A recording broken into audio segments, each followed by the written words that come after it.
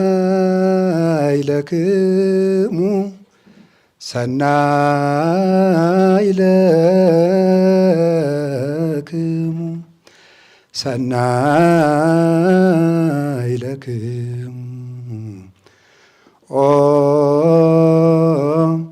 አባግዓ መሬቱ ለክርስቶስ በላይክሙ ወጸገብክሙ ሰተይክሙ ወረወይክሙ በሰላም እትዉ ውስተ አብያቲክሙ እግዚአብሔር ያሉ ምስለ ኩልክሙ።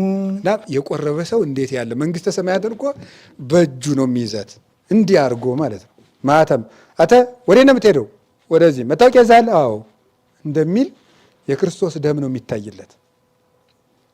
ያንን እያሳየ ባሕረ እሳትን ሰንጥቆት ይሻገራል። በሰላም ግቡ የሚለን እኮ አንዱ እኮ ያጽናላችሁ ማለት ነው። ገብቷችኋል? ቆርባችሁ ደግሞ አትውደቁ ማለት ነው። መድኃኔ ዓለም ቆርባችሁ ሳትጸድቁ ከመቅረት ያድናችሁ ማለት እኮ ነው፣ እየመረቀን። ስለዚህ በሰላም ግቡበት በሱ ነገር እያለን እና እንደዚያ ተጠብቀው እንዲኖሩ ያደረጋቸው ክርስቶስ በመስዋዕትነት የሰጣቸው ስጋውና ደሙ ስለሆነ ነው። በሱ ደም ተጠብቀው የሚኖሩት የዲያብሎስ እሳት አይፈጀባቸውም። የነፍስ ረሃብ የለባቸውም። የነፍስ ጥም የለባቸውም። አይጠሙም። የክርስቶስን ደም የተቀበሉ ሁሉ ነጫጭ ልብስ የለበሱ ናቸው። ጥቋቁር የነበሩ እንኳን ቢሆኑ፣ ጨለማ የለበሱ የነበሩ እንኳን ቢሆኑ፣ እነሱ እንኳን ቢሆኑ በክርስቶስ ደም ከታጠቡ ነጫጮች ናቸው። ለመንግስተ ሰማያት ያበቃን ምንድን ነው የሚለውን ልንገራችሁ። ለመንግስተ ሰማያት ያበቃን ምንድን ነው የሚለውን ሁለት ነገር፣ ይህችን ጥያቄና አንድ ጥያቄ መልሼ ይበቃኛል። ለመንግስተ ሰማያት ያበቃን አንድ ነገር ነው። ከቅዳሴው ጋር ምን ያገናኘዋል? በሰላም ግቡ የሚለውን ላመጣላችሁ ነው። ራእይ ዮሐንስ ምዕራፍ 7 ቁጥር 14 ላይ እንዲህ የሚል ኃይለ ቃል አለ። ወይቤለኒ አሐዱ እምሊቃናት እሉ እለ ለብሱ አልባሰ ብሩሃ ማይቴ መጽኡ ወእቤሎ አልቦ እግዚኦ አንተ ተአምር። ምን ይላል? ከመላእክት አለቆች አንዱ መጥቶ እነዚህ ነጫጭ ልብስ የለበሱት ከወዴት የመጡ ናቸው አለኝ ይላል። ከመላእክት አለቆች አንዱ መጥቶ እነዚህ ነጫጭ የለበሱ ልብስ ሰዎች ከየት የመጡ ናቸው አለኝ። በመንግስተ ሰማያት ውስጥ ያሉትን እኮ ነው አለኝ። ወደፊት አይቶ ነው ነጫጭ ለበሱ ከየት የመጡ ናቸው አለኝ። አይ እኔ አላውቅም አንተ ታውቃለህ አልኩት መልአኩን አለኝ። ሊያናግረው ቢሻ ይላሉ ሊቃውንት። እሉ እሙንቱ እለ መጹ እማቢይ ሕማም ይላል። እነዚህ ነጫጭ የለበሱት አለ ከታላቁ መከራ የመጡ ናቸው አለኝ ይላል። ከታላቁ መከራ የመጡ ናቸው። ታላቁ መከራ ያልኳችሁ ቅድም የዘርዘርኳቸውና ግፍን የተሞላው ይህ ዓለም ነው። እነዚህ ስለዚህ ይህ ዓለም ታላቅ መከራ ውስጥ የምንኖርበት ነው። ከታላቁ መከራ የመጡ ናቸው። እለ ሐጸቡ አልባሲሆሙ ወአንጽሁ በደመ በግዑ። ቁልፎ ያለ እዚህ ላይ ነው። እነዚህ ነጫጭ የለበሱት ከታላቁ መከራ ወጥተው ከዚህ ልቅሶ ዓለም ከልቅሶ ሸለቆ ከሆነው ከግፍን ከተመላው ከዚህ ዓለም ወጥተው የመጡ ናቸው አለ።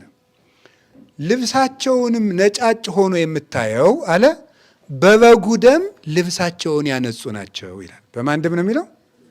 በበጉ ደም ልብሳቸውን ያነጹ ናቸው።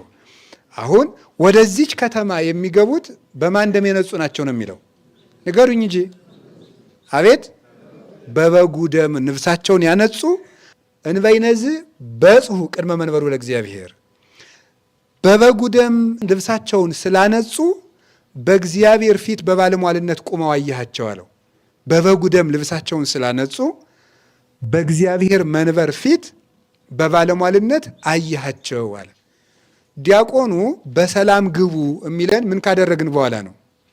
ሥጋ ወደሙ ከተቀበልን በኋላ ነው።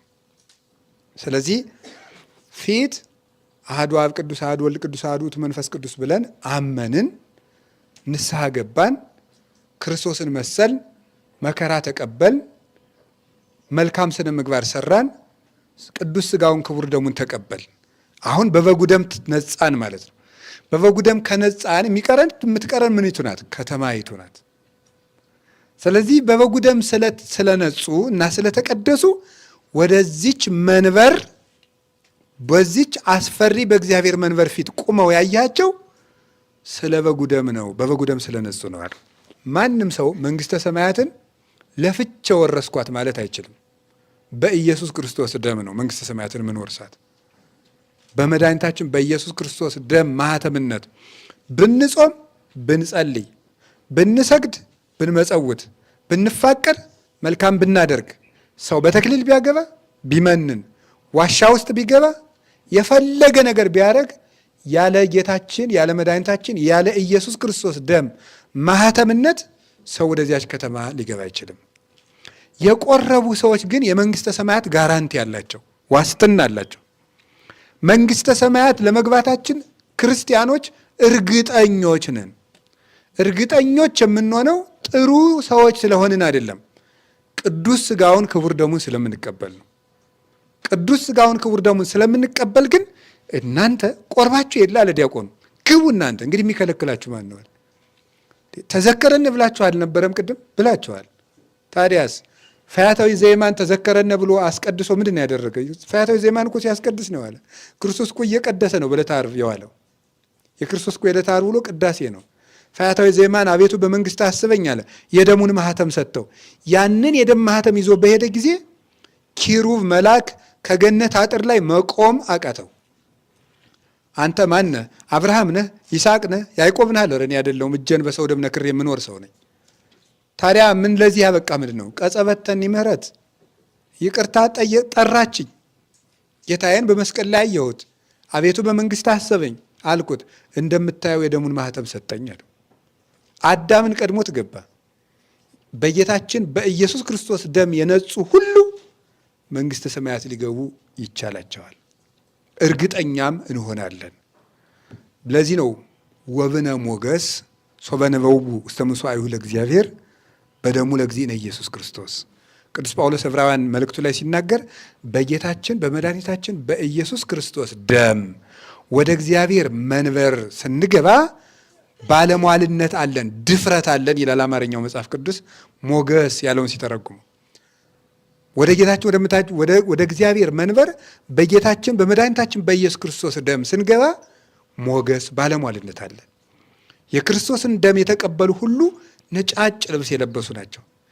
ጥቋቁር የነበሩ እንኳን ቢሆኑ፣ ጨለማ የለበሱ የነበሩ እንኳን ቢሆኑ፣ እነሱ እንኳን ቢሆኑ በክርስቶስ ደም ከታጠቡ ነጫጮች ናቸው። ለዚህ ነው ትንቢተ ኢሳይያስ ምዕራፍ 1 ቁጥር 18 ላይ ሲናገር ንዑንቱ አቀሲቤ እግዚአብሔር እመኒ ኮነ ኃጢአትክሙ ከመለይ አጽአደወ ከመበረድ፣ ኃጢአታችሁ እንዳለላ እንኳን ቀይ ቢሆን እንደ በረዶ ነጭ አድርገዋለሁ ይላል። እንደ በረዶ እንዳለላ ቀይ ቢሆን ብለው ፍጹም የሆነ በኃጢአት መታለል ወይም ብለዲ መሆን ማለት ነው። ደማስቆ ማለት ብለዲ ማለት ነው ይላሉ። በደም የተነከረ መሬት ማለት ነው። ቅዱስ ጳውሎስን ከደማስቆ ከተማ የጠራው ለዚያ ነው። በደም የተመላህ ነህ ሲለው ነው። ልክ እንደዚያ ደምን የተመላውን መሬት ሰው ልብስ እንደሚያስጸይፈው ልክ እንዲያ እንኳን ብትሆኑ በኢየሱስ ክርስቶስ ደም ግን ነጫጮች። አይገርማችሁም? ሲሰርቅ የነበረ፣ ሲያመነዝር የነበረ፣ ሲገል የነበረ፣ ሲቀማ የነበረ በኃጢአቱ ሰውነቱ ቀይ የሆነ ሰው በኢየሱስ ክርስቶስ ደም ግን ወደ መንግሥተ ሰማያት ሲገባ ነጭ ነው። ልክ ሁሉም እኮ ደግሞ ደስ አይላችሁ? እመቤታችን ንጽሕት ናት። ዮሐንስ መጥምቅ ንጹሕ ነው። ኤርምያስ ንጹሕ ነው። ሌሎች ቅዱሳን ንጹሐን ናቸው። እነዚያ ንጹሐን ቅዱሳን አባቶቻችን ሳይበድሉ ነጫጭ ለብሰው ታዩ። እኛሳ ደግሞ በኃጢአታችን 7 ጊዜ ከቁራ የምንጠቁር ስንሆን በኢየሱስ ክርስቶስ ደም ግን ነጫጭ እንሆናለን። ነጫጭ ሆነን ከነጫጮቹ ጋር እንቆማለን ማለት። በአጭሩ እዚያ ውስጥ ነጭ የለበሰ ጥቁር የለበሰ አረንጓዴ የለበሰ የለም። ሁሉም ምን የለበሱ ናቸው? ነጫጭ የለበሱ በሉ። አቤት! አዎ፣ ሁሉን የሚያስተካክል የማን ደም ነው? ንገሩኝ እንጂ። የክርስቶስ ደም ሁሉን ነጭ ያደርጋል። ሁሉንም ሁላችንንም መድኃኔዓለም ያንጻል። በዚያ ስለ ነጻን ንጹህ ስለሆን ይንገባል። ስለዚህ ምንድን ነው የሚለው? ወይሴብሕዎ መዓልተ ወሌሊተ በውስተ መቅደሱ። በኢየሱስ ክርስቶስ ደም ነጽተው ወደ ከተማይቱ ስለገቡ በሌሊትና በመዓልት ያመሰግኑታል ነው። ለምን? አሁን ሸለቆው ቀረ። አይገርማችሁ? መዓልተ ወሌሊት። አሁን ዛሬ ማህሌት ቢኖር፣ ሰኞም ማህሌት ቢሆን፣ ማክሰኞም ማህሌት ቢሆን፣ ረቡዕም ማህሌት ቢሆን፣ ሐሙስም ማህሌት ቢሆን መቆም ይቻላል? አይቻልም? አይቻልም። ድካም አለ ማለት። የዚያን ጊዜ ግን ወይሴብሕዎ መዓልተ ወሌሊት ሙሉ ሆኑ ማለት ነው። ድካምን ያስቀርልናል መድኃኔዓለም መንግሥተ ሰማያት ውስጥ። ርዳአንን ጥቀነ ይለከ ዘእንበለ ድካም ወሐኬት በኩል ጊዜ በኩል ሰዓት። ሊጦኑ ላይ እንዲህ እያሉ አባቶች ቢጨንቅ ይጸልዩልናል።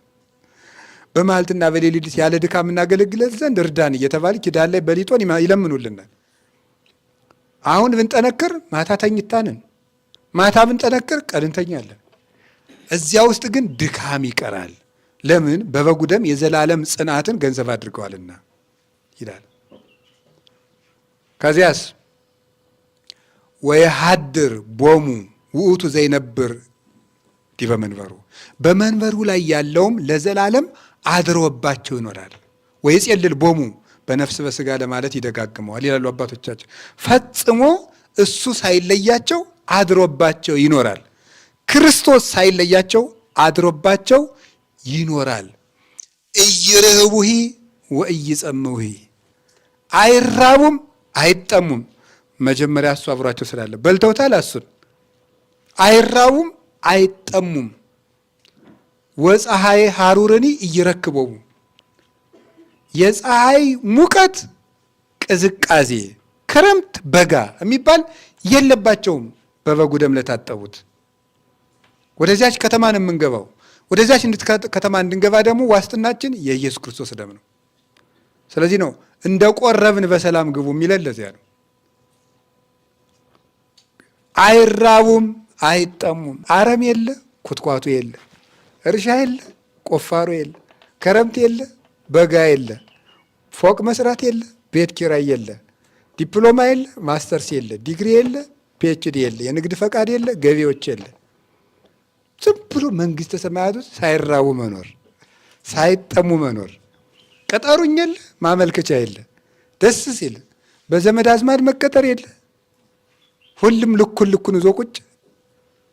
እዚያች ሀገር ውስጥ ለመግባት የመድኃኔዓለም ደም ነው ይህን የሚሰጠን። አይራቡም አይጠሙም። ይገርማል እኮ። የፀሐይ ሐሩር አያቃጥላቸውም። ሲበርደን ፀሐይ እንላለን፣ ፀሐዩ ሲበረታ ጥላ እንላለን። መንግሥተ ሰማያት እንዲህ ያለ ነገር የለም። የተስማማ ኑሮ ነው የምንኖረው እዚያ ውስጥ ስንኖር። አንድም ብለው አባቶቻችን የፀሐይ ሐሩር ብለው በዲያብሎስ የተፈረደበት ፍርድ አያገኛቸውም ይላሉ። ፀሐይ ብሎ ዲያብሎስን ብሎ ሐሩር ብሎ በእሱ የተፈረደበት ኢሳይያስ 49 ላይ ለአንተ ግን የነደደ እሳት ተዘጋጅቶልሃል ያሉ ዲያብሎስን፣ ለአንተ የነደደ እሳት ተዘጋጅቶልሃል ብሎታል። ስለዚህ በበጉ ደም የነጹት ግን የነደደ እሳት የለባቸውም፣ ነፃዎች ናቸው። እስመ በግዑ ይርእዮሙ፣ ማን ይጠብቃቸዋልና? ያ ሙቶ የተነሳው በጉ እያለ የሚጠራው ለምን ይመስላችኋል? እስመ ኖላዊ ይርእዮሙ ማለትን ትቶ በጉ ይጠብቃቸዋል የሚለው ለምንድን ነው? እንደዚያ ተጠብቀው እንዲኖሩ ያደረጋቸው ክርስቶስ በመስዋዕትነት የሰጣቸው ስጋውና ደሙ ስለሆነ ነው። በሱ ደም ተጠብቀው የሚኖሩት የዲያብሎስ እሳት አይፈጀባቸውም፣ የነፍስ ረሃብ የለባቸውም፣ የነፍስ ጥም የለባቸውም፣ አይጠሙም። እስመ በግዑ መርሆሙ ውስተ ነቃ ሕይወት፣ በጉ ወደ ሕይወት ምንጭ መርቷቸዋልና ይላል። ወይም በልጅነት ወደምትገኝ ክብር መርቶ አደርሷቸዋል እና። ስለዚህ ጌታችን መድኃኒታችን ኢየሱስ ክርስቶስ ወደ ሕይወት ውሃ ስለመራቸው እነዚህ አይጠሙም። ወያሴስል አንባ እምአዕይንቲሆሙ፣ ከዓይኖቻቸውም እንባን ያደርቃል ይላል። ቅድም ያለንበት ዓለም የምን ሸለቆ ነው ነበር ያልኳቸው? የልቅሶ። አሁን ምን አለ? በጉ መጥቶ ምን ያደርጋል አለ? እንባቸውን ያብስላቸዋል። የሚያስለቅሳቸው የለም ነው። እኛ አሁን ጊዜ የሰጠው ሰው ቢያስለቅሰ ምንድን ነው? እግዚአብሔር የለህ ብለን ማልቀስ ነው። የደካማ ጉልበቱ ልቅሶ ነው። እዚያ ውስጥ ግን ክርስቶስ የሚያስለቅሱንንም ያስቀራል፣ እንባችንንም ያድናል፣ ያደርቃቸዋል። አንድም የእንባ ዋጋ ይሰጣቸዋል ብለው ተርጉመውልናል አባቶቻችን።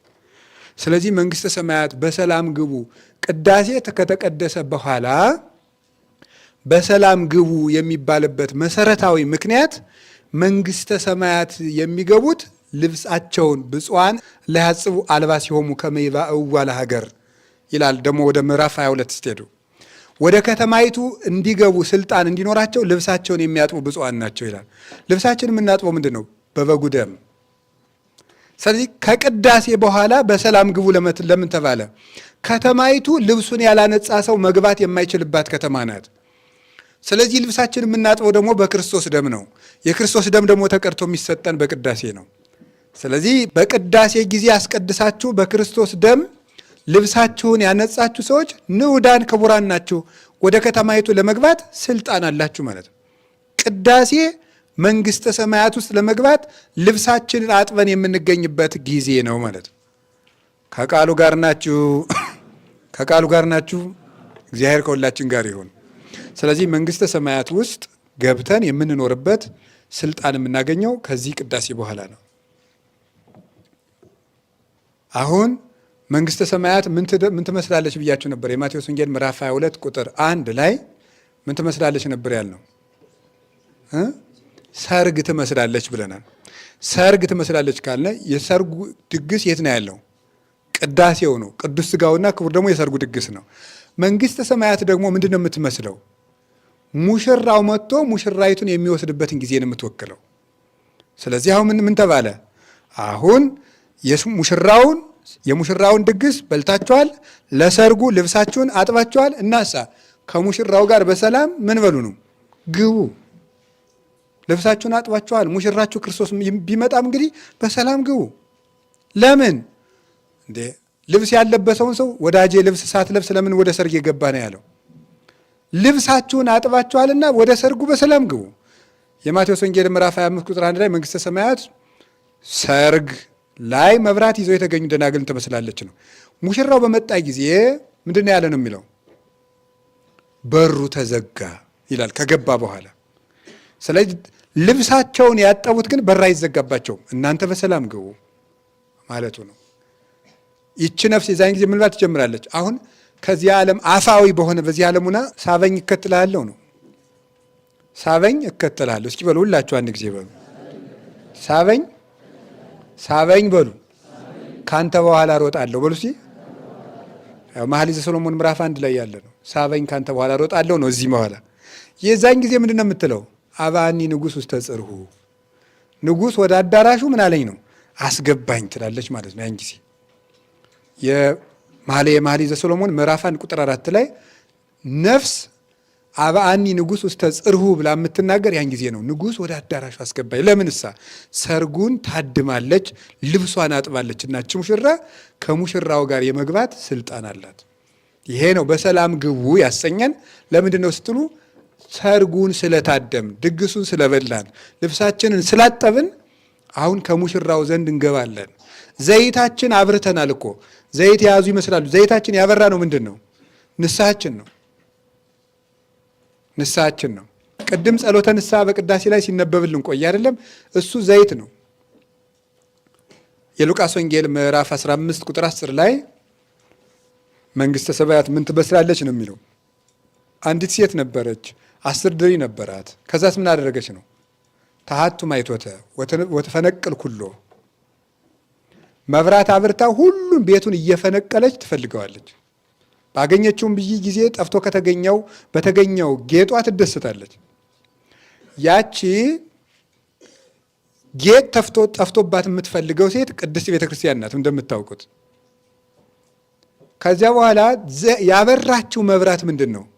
ንስሐና ክህነት ነው። የመንፈስ ቅዱስ ጸጋ ነው ዘይት የተባለ። በእሷ ፈልጋቸዋለች። ስለዚህ ዘይትን ያበሩ ከሙሽራው ጋር ይገባሉ። ያንን ዘይታችን ስለጎደለ ነው አቤ እግዚኦ መሐሪው መፍቀሬ ሰብሩ ቅማቱ ብዙ ምሕረት ምንለው ማት የራቀ ምሕረት የበዛ እግዚአብሔር አምላካችን ሆይ የወንዶችንም የሴቶችንም ኃጢአታቸውን ይቅር በላቸው የሚለው ለዚህ ነው። የጠፋባችሁ እንደ ምንድን ነው ሁራው ተሳየጣ ሂዱና ካላቸው ግዙ የተባለው እኮ የሚሸጡት ካህናት ናቸው። ዘይት የለንም ለእናንተ ጭምር ሂዱና ከሚሸጡ ግዙ። ከካህናት ሂዱና ግዙ ነው ንስሐ ከሚሸጡት መግዛት። ያን ጊዜ ግን ገበያ የለም። አሁን አለ፣ ገበያው ይዘጋል።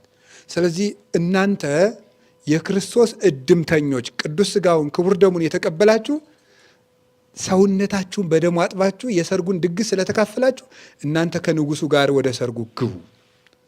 ሳትቆርቡ የተቀመጣችሁ ሰዎች ምን እንደሚቀርባችሁ እያያችሁ ነው። እውነቴን ነው። ንስሐ ገብታችሁ ወደዚህ ነገር መምጣት አለባችሁ። እትው በሰላም ሲባል ለማን ይሁን እስቲ እግዚአብሔር ያሳያችሁ፣ ክርስቶስ ያመልክታችሁ። ሰውነታችሁን በበጉ ደም ያጠባችሁ በሰላም ግቡ ተባለ። የበጉን ደም ካልተቀበልንስ በሰላም ግቡ የሚለው ዝም ብሎ ቀረ ማለት ተንጠልጥሎ። በሰላም ግቡ የተባለው የታጠባችሁት ግቡ ነው። ሌሎቻችን እንታጠብ ተብለን ቀድመን ስንጠራ ውለናል። ከቃሉ ጋር ናችሁ። ሌላኛው መንግስተ ሰማያት እንድንገባ ያደረገን አሁንም የክርስቶስ ሥጋ ነው። የማቴዎስ ወንጌል ምዕራፍ 24 ቁጥር 28 ላይ ሀባሃሎ ገደላ ህየት ጋበው አንስርት ሥጋ ባለበት አሞሮች ይሰበሰባሉ ይላል። ስለዚህ መንግስተ ሰማያት እንድንገባ ያደረገን ቅዳሴ ላይ የበላነው ሥጋ ነው። ሥጋ ባለበት አሞራዎች ይሰበሰባሉ። እኛ አሞሮቹ ንስር ብለው ይተረጉሙታል ሊቃውንቱ። ንስሮች ለማለት ነው። ሥጋ ሲያዩ ንስር ይሰበሰባል። እኛን ንስሮች ብትሉን እኛን ወደ አንዲት የብርሃን ከተማ የሚሰበስበን ሥጋ የኢየሱስ ክርስቶስ ሥጋ ነው። ስለዚህ የክርስቶስን ሥጋ የተቀበላችሁ እናንተ አሞሮች ወይም ንስሮች በሰላም ንጉሡ ወዳለበት ግቡ ማለት ነው።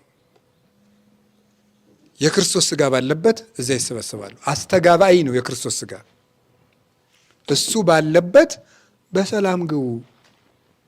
የእሱ ሥጋ ወዳለበት ተቀብላችሁት የለ ያ ሥጋ ወዳለበት ግቡ፣ ክርስቶስ ወደሚኖርበት ግቡ ብሎ ነው የሚመርቀን። እሱ ወዳለበት ግቡ። ስትቀበሉት የኖራችሁት ሥጋ ወዳለበት ግቡ። ርስታችሁ የክርስቶስ ርስት ይሁን ማለት ነው ምርቃቱ።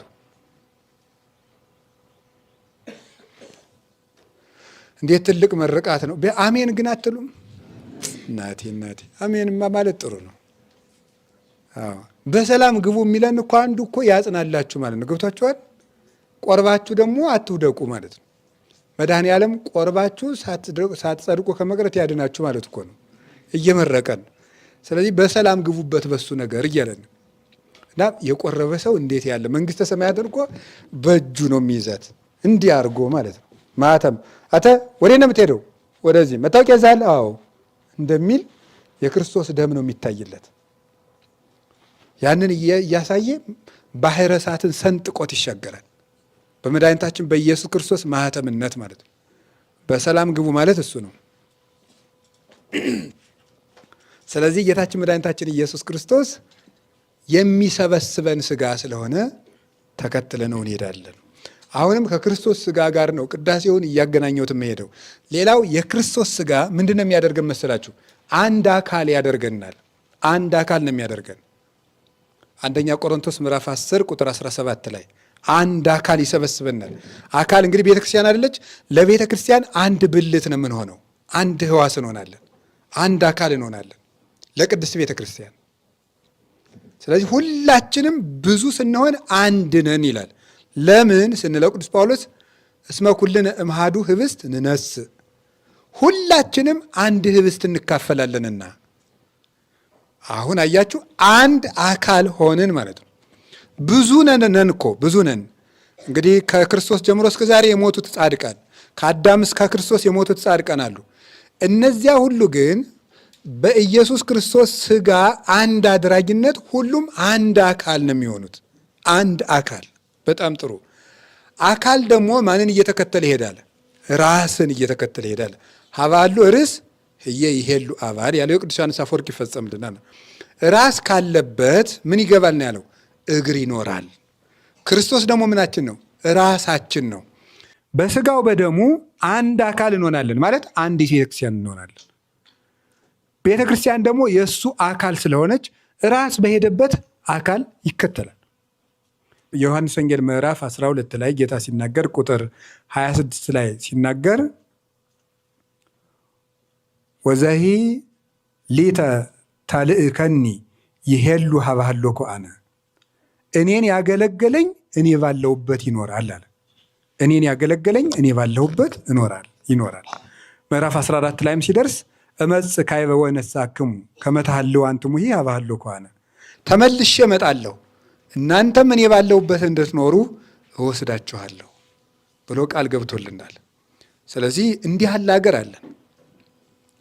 ሀገር አለን የሰው እጅ ያልሰራው። ስለዚህ ቅዱስ ጳውሎስ ምን አለ? ሁለተኛ ቆሮንቶስ ምዕራፍ 5 ቁጥር 7 ላይ እመኒ ተነስተ ማኅደርነ ዘበምድር ብንህንፃ በውስተ ሰማያት ዘይገብር ወደ ሰብ፣ በምድር ያለው ቤታችን ቢፈርስም በሰማይ የሰው እጅ ያልሰራው ቤት አለን ይዘራ በሐሳር ወይ ተነሳ በክብር። ስለዚህ ምን አለ? በምድር ያለው ቤታችን ያለው ይሄ የሚታየው ስጋችን ሰው ቢደበድበው፣ ቢያስረው፣ ቢገርፈው፣ በባህር ቢጣል፣ በምሳር ቢቆረጥ፣ ቢገደል፣ ቢፈርስ፣ ቢበሰብስ ኢየሱስ ክርስቶስ አድሶ የሚያነሳው አዲስ አካል እንጠብቃለን። ያን ስለምንጠብቅ እንግደላችሁ ብትሉን ወደን እንሞታለን፣ እንሰራችሁ ብትሉን ወደን እንታሰራለን፣ እንጣላችሁ ብትሉን ወደን እንጣላለን አለ። ተስፋ ትንሣኤ ለሰው ልጅ ትልቁ ሕይወቱ ስለሆነ ማለት ነው። ሲጀመር ስናስቀድስም እኮ ቀድመን ዲያቆኑ ውስተ ጽባህ ነጽሩ፣ ወደ ምስራቅ ተመልከቱ ያለ የክርስቶስን መምጣት አስቡ ማለት ነው እንጂ ወደ ምስራቅ ዞር በሉ ማለት አይደል። የክርስቶስን መምጣት አስቡ፣ ወደ ምስራቅ ተመልከቱ ያለን ይህን ነው። ስለዚህ ጌታችን መድኃኒታችን ኢየሱስ ክርስቶስ ራሳችን ስለሆነ መንግሥተ ሰማያት ውስጥ ገብተን እንኖራለን። ከቃሉ ጋር ናችሁ። መንግሥተ ሰማያት ውስጥ እንግዲህ የምናገኘው ደስታ ምንድን ነው ተብለን ብንጠየቅ፣ መንግሥተ ሰማያት እንዴት ያለች ናት ተብለን ብንጠየቅ መልሱ እንደ ቅዱስ ጳውሎስ ምንድን ነው? ዘአይን ኢሬየ ወእዝን ይሰማ ውስተ ልበ ሰብእ ዘይተሐለየ ዘአስተዳለው እግዚአብሔር ለእለ ያፈቅርዎ። እግዚአብሔር ለወዳጆቹ ያዘጋጀው አይን ያላየው ጆሮ ያልሰማው በሰው ልብ ያልታሰበ ነው የምንኖር ሰው ማለት ነው። በዚህ ዓለም ያሉ ደስታዎች በሙሉ እንኳን ደስታዎች በዚህ ዓለም ያሉ ሰዎች በሙሉ ልክ እንግዲህ በሬ ሽጦ ሰው ዕቃ ይገዛል አይደል? ከአዳም እስከ ክርስቶስ መምጫ ድረስ ያለ የሰው ልጅ በሙሉ እንደ በሬ ተነድቶ ተሽጦ ለመንግሥተ ሰማያት ዋጋ አድርገን ብንከፍለው አንድ ሰዓት መንግሥተ ሰማያትን ትክ ብሎ ለማየት እንኳን አይመጥንም። በጣም ልዩ የደስታ ሀገር ነው ያለው፣ ልዩ የሰላም ሀገር እውነት ለመናገር ማለት ነው። ቅዱስ ዮሐንስ አፈወርቅ ሃይማኖተ አበው ላይ ሲናገር አልቦ ዘይክል ይትናገር በነገር አምሳለ፣ የመንግሥተ ሰማያት ምሳሌዋን አጠናቆ አከናውኖ መናገር የሚቻለው የለም። እንዲያው መንግሥተ ሰማያት እንዴት ያለች ናት? ዳይሙ ንፈቅድ ንህድር ውስቴቱ፣ እኛው ብቻ ገብተን መኖር እንፈልጋለን እንጂ አኗኗሩን እንኳን አናውቀውም ይላል። ገብተን መኖር እንፈልጋለን። አሜሃነ አእምሮ፣ ሁሉንም ያን ጊዜ እናውቀዋለን አለ ቅዱስ ዮሐንስ አፈወርቅ። ሁሉንም ስንገባበት እናውቀዋለን። ትልቅ የደስታ ሀገር አለ፣ የእረፍት ሀገር፣ የሰላም ሀገር፣ የነጻነት ሀገር፣ አድሎ የሌለበት ሀገር፣ ከሁሉ ሐሜት፣ ምቀኝነት፣ ቅናት፣ ግፍ የሌለበት ሀገር፣ ያ በሌለበት ሀገር እንኖራለን። ተዋዶ መጣላት በሌለበት፣ አሁን ፍቅራችን አይበረክትም። ተዋዶ መጣላት የሌለበት ሁልጊዜ የፍቅር ወንዝ ያለበት ሀገር እንኖራለን። በዚያች ሀገር እንድንኖር እግዚአብሔር ይርዳን። እንግዲህ ሁላችሁም ለጊዜው ወደ ቤታችሁ፣ ለፍጻሜ ወደ መንግሥተ ሰማያት በሰላም ያግባችሁ። ስለዚህ አንድ ምርቃት ልመርቃችሁና ይበቃናል ማለት ነው።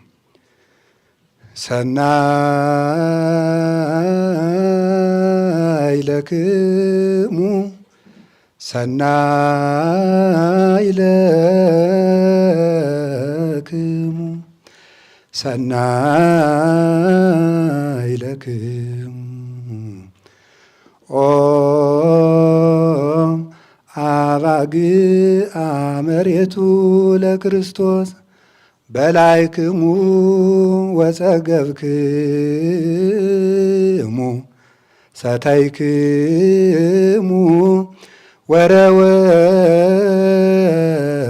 ወረወይክሙ በሰላም እትዉ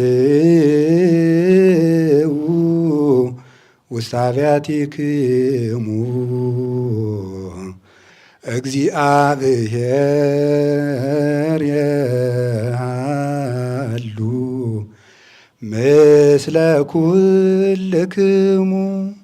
እግዚአብሔር እንግዲህ በበረከት ይጠብቀን፣ በቸርነቱ ይጎብኘን፣ የታመሙትን ይፈውስልን።